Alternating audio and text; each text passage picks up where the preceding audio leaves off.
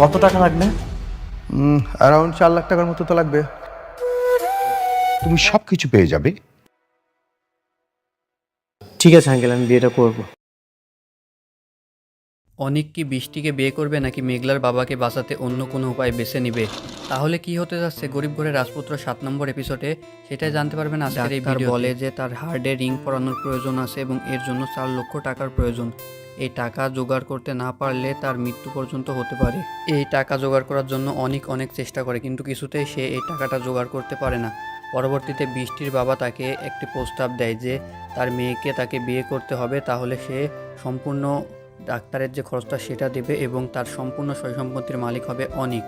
অনিক এই সময় কি করবে বুঝতে পারে না এবং সে দ্বিধাদ্বন্দ্বে ভোগে। একদিকে তার ভালোবাসা আর একদিকে মেঘলার বাবার জীবন। সে অনেক ভাবনা চিন্তার পর একটি সিদ্ধান্ত নেয় যে সে বৃষ্টিকে বিয়ে করবে এবং তার শ্বশুরকে বাঁচাবে। পরবর্তীতে এই সিদ্ধান্ত অনুযায়ী সে কাজ করে, কিন্তু মেঘলা এই জিনিসটা বুঝতে পারে না, যার কারণে মেঘলা এবং অনেকের মধ্যে অনেক দ্বিধাদ্বন্দ্বের সৃষ্টি হয় এবং এখান থেকে আরও একটি নতুন সমস্যার উৎপত্তি হয়।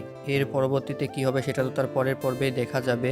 এখানেই 7 নম্বর পর্ব শেষ হবে এবং এই সম্পর্কে যদি আপনি আরও জানেন কিংবা জানতে চান তাহলে আমাদের চ্যানেলটাকে সাবস্ক্রাইব করতে পারেন এবং পরবর্তীতে কি হতে পারে সেটা জানানোর জন্য কমেন্ট বক্স খোলা আছে, আপনি চাইলে জানাতে পারেন। আই থিঙ্ক আপনাদের ভিডিওটা ভালো লেগেছে, আপনি শেয়ার করতে পারেন আপনার বন্ধুদের মাঝে এবং কারা কারা এই এপিসোডটা খুব পছন্দ করেন তারা অবশ্যই কমেন্টে সাড়া দিবেন।